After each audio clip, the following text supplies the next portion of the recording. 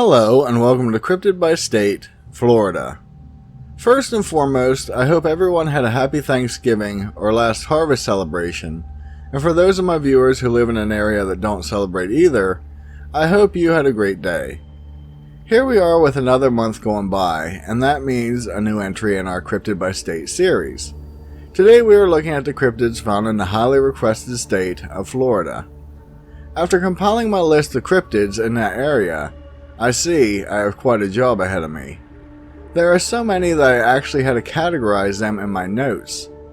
As it stands, I found at least 20, and I am sure I have overlooked a few.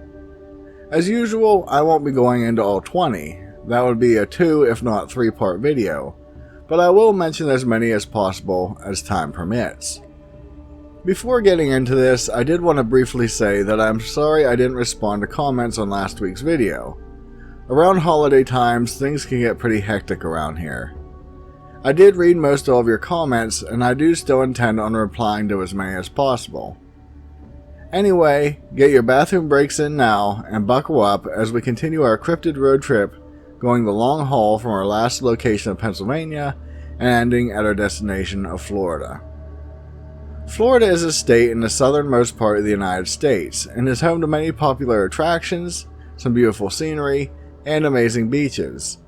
At one time it was even considered the location of the famed Fountain of Youth. It holds the record as being the 4th most populated state in the country as well. Florida became a U.S. territory in 1822, and finally on March 3rd of 1845, it officially became a state, becoming the 27th area to do so. The name of the state is highly debated, but there are generally 2 theories. Both ideas involve famed Spanish explorer Juan Ponce de Leon and his landing in the New World on April of 1513. The first theory is that he landed on the Spanish sacred holiday of the Festival of Flowers, which is called La Pusca de las Flores, which many claim he named the land La Pusca, Florida, in honor of the religious holiday. Many are quick to point out in this theory that his trip would have had to have occurred in 1512 to coincide with the holiday. The other theory is that due to the bountiful amount of wildflowers in the area, he named it accordingly as Florido, the Spanish word for flowery. Florida has quite a few nicknames, such as the Everglades State, the Alligator State, and even the Orange State, all for obvious reasons, but officially it is called the Sunshine State. This moniker was adopted by the Florida state legislation in 1970, and it was due to climate and that on average, the state sees 230 days of sunshine. Not to drag this out, but I found that over the years, Florida has had 5 variants of its flag from 1861 up until 1985. While the first 2 are drastically different from what we are used to seeing, the last 3 all are very similar. Many question why it has a red X going across it. The answer to that question is that if you notice in 1868, the flag was simply white with a straight crest in the center. In 1890, Governor Francis P. Fleming moved to add the red X, so when the flag was on a pole, it didn't look like it was simply a white flag, which would represent a truce or surrender. Yes, this had Civil War significance behind it, but it still is the state's history. With all that being stated, let's get into the cryptids. Starting off, as I mentioned earlier, I had to organize the cryptids into categories, and while I normally see a lot of Bigfoot sightings, I was shocked to see that Florida has way more lake monster cryptids than anything else. Granted, there are Bigfoot sightings, but I will leave that to my honorable mentions section. In total, there are about 5 to 6 different lake monsters that have been seen over the years, and as of such, I had a really hard time deciding what ones to include. When I noted that there were at least 20 cryptids in the state, that means that 30% of them are lake monsters. That is an incredibly large percentage. So, getting into this, I wanted to talk about a still unknown recent sighting. Around 2015, a woman named Jen Carter and her boyfriend were looking for scallops in the Gulf of Mexico, near Citrus County. While doing so, they came across a strange creature sitting on the bottom of the sea. Not knowing what it was, Jen's boyfriend reached out to grab the object, only to have a head pop out and try to bite him. It was described as being gray in color, scaleless, no eyes were seen, and it had a row of flat teeth in its gaping mouth. While I like to give descriptions, we are fortunate that the couple actually took a picture of it. They mentioned that it almost seemed to be in a shell that was about 8 inches long. The Florida Fish and Water Commission investigated the photo and said they weren't sure what the thing was. They did note that it didn't appear to be anything that was a known local species. I saw where many people thought it could have been a turtle. While the mouth seems the right shape, the teeth are really confusing. We have 2 pet turtles, and even with looking into it, no turtle has teeth, outside of a leatherback and a very few others, but they look nothing like this picture. In Polk County, there is said to be a monster swimming under the water's surface, and it has been there for many years. This creature is simply known as the Lake Clinch Monster, or Serpent. It is described as being 30 feet long, having brown skin with prominent yellow spots, and more often than not, 2 humps are seen as it swims submerged. According to legend, this being has been mentioned extensively in local Native American lore as well. It is unknown if this creature is still in the lake to this day, since most all reports end around 1926. However, it is worth noting that I did find some current residents that live near the water that claim they still see it. A real interesting story was said to have happened on August 30th in 1926. A prominent business owner named Charles M. Mallet decided to go out fishing on that night. A few of his neighbors saw him as he got into his boat, but that would be the last time they saw him alive. The night was clear and calm, but apparently the dwellers of the deep decided it was the perfect time for a late night meal. 3 days later, a fisherman by the name of G.D. Moore suddenly snagged something very heavy on his line. When he pulled it in, he found that it wasn't a fish, but a human body. The corpse was so mangled and torn up that its identity could not be determined, but they did find a gold ring on one of the remaining fingers that was engraved with the name Charles M. Mallet. Upon checking Charles' house, they found that he was in fact missing, and the luggage he had set out for an upcoming business trip to Sarasota was untouched. Many are under the impression that the Lake Clinch Monster was behind this death. It almost is reminiscent of something from the movie Jaws. The lake is fairly wide, with being reported as being 1,219 acres, but the real trouble is that it is only 55 feet at its deepest point.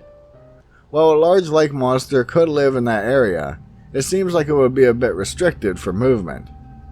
Although a lot of people hold the theory that many of the lakes in Florida are interconnected by underground waterways. The last monster that I want to talk about is said to make its home in the briny waters of Lake Worth Lagoon, and is called the Muck Monster. Before starting this story, a lot of people doubt the credibility of it due to the mass commercialization of it, but I think it does deserve a closer look. In August of 2009, 2 men named Greg Reynolds and Dan Serrano from the non-profit Lagoon Keepers organization came across something that they would never forget. Their organization makes trips to the lake to clean up garbage that may be floating on the surface of the water or on the shore. On that day, the 2 men were sent out to recover what they were told was a giant log. When they neared the log, they realized it was actually a large unknown animal. The creature immediately took off and the 2 men followed it. They said every time they got within 10 feet of it, it would dive down in the water. After following it for some time, it finally dove deep and stayed down. Not much description is given to it other than it producing strange double waves. Greg posted the video that he captured of the creature to his company's website, and suddenly the media frenzy began. The video gained 4 million views and was featured on quite a few news stories. The city commissioner saw the popularity of the video and decided to capitalize on it in every imaginable way. Due to this, the story has lost its appeal to many serious cryptozoologists. The thing is that Greg did try to sell shirts with profits going to his company, but all in all, I really got the vibe that he didn't want it to be the tourist attraction that the commissioner was making it out to be. Many people claim it was possibly a manatee, but the Florida Fish and Wildlife Conservation Commission looked at the video and didn't know what the creature was. So moving on from the water, I wanted to talk about a creature known as the Moss Man that is not only found in Florida, but also Louisiana. However, it is called Pierre Malfait in that state. Originally, when I saw this creature, I thought it was going to be another Bigfoot, but how wrong I was. This being walks bipedally, stands between 7 and 8 feet tall, weighs around 400 pounds, has shining amber eyes, and is covered from head to toe in moss and foliage. It is unknown if this cryptid actually grows the moss on its body, or if it just uses it for camouflage. It is known to attack humans and normally hides until its unwary prey walks by. According to legends, it can actually disguise itself as a normal tree as well. In 1978, a couple were walking along the beach when they thought they saw a green raincoat lying on the rocks. They didn't pay it much mind until this raincoat stood up and walked into the woods. They noted how it had glowing amber eyes, and when they later checked the spot where it was, all that remained were pieces of Spanish moss. In 1980, an elderly couple were walking in Red Reef Park when the woman noticed something odd shrouded in the foliage. She stepped closer, thinking it may have been a bird. Suddenly, the creature turned to face her with its yellow eyes, and the couple quickly left the area. According to lore, it is said that the beast can be warded off if one were to impale it with a stake made of swamp wood. This cryptid seems like the real-world version of Swamp Thing. Finally, our last main topic cryptid is the one I mentioned when I talked about New Jersey, and that is the Gator Man. This creature is said to make its home in just about any of the swamps located in both Florida and Louisiana, and as of late was even spotted in the St. Johns River as well. It looks exactly like what you would assume, a 5 to 6 foot tall bipedal alligator with muscular limbs, green scales, sharp teeth, and a long tail. It is said that reports of this being date back to the 1700s, but it didn't really start to make the news until 1840. It is said that there are more than one of these gator men, and that they travel in what many call tribes. They apparently have their own language with grunts and growls, and have been known to use primitive tools. I'm not sure how all this is known, but we'll just go with it for the moment. In a recent sighting, a college student was visiting St. Johns River when he saw an alligator climb up on the beach on all fours, and then stand up and walk into the forest. In one unsettling story, a couple were out sailing when they suddenly saw a gator man looking at them through one of the portholes of their vessel. These cryptids have been known to attack humans, but I couldn't find any of those reports. Although it probably would be hard to discern a gator man attack from a regular alligator one. Also, the common saying of dead men tell no tales fits here as well.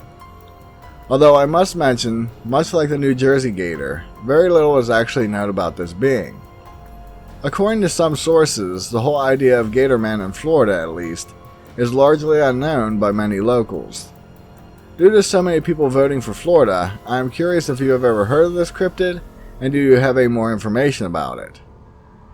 After going over those cryptids, we get to the part where I had to make cuts in the list, but at least wanted to briefly mention them.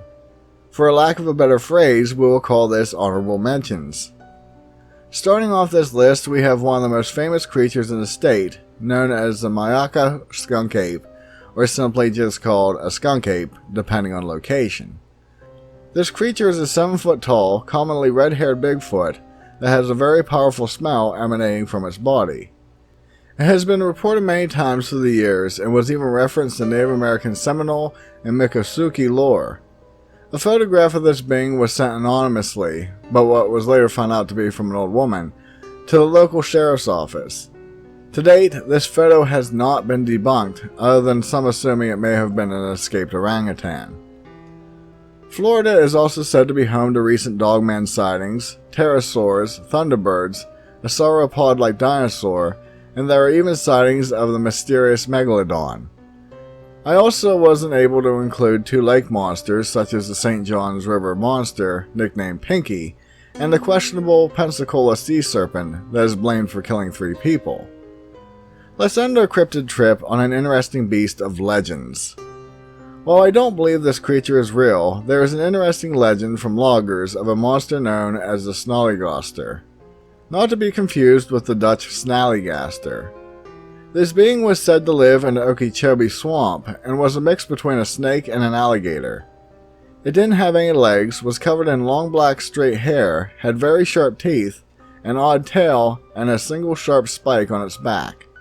This creature enjoyed eating human flesh, but when it attacked, it would fling the body onto its back, impaling it on a huge spike. When it was hungry, it would dig a hole with its tail and remove the body, placing it in the hole. Then, using its powerful tail, it would pulverize its victim and drink what was left. So with that, we end our month's edition of Cryptid by State, and I was curious if there were any that you weren't aware of. As usual, I am just reporting on what is said about these beings, and it is totally up to you if you believe in them or not. If you haven't yet done so, do please consider subscribing to my channel for more content like this, and also I'd greatly appreciate it if you could share my videos with someone you know who may enjoy this type of genre. With that, be safe, and I'll see you in the next one. Later!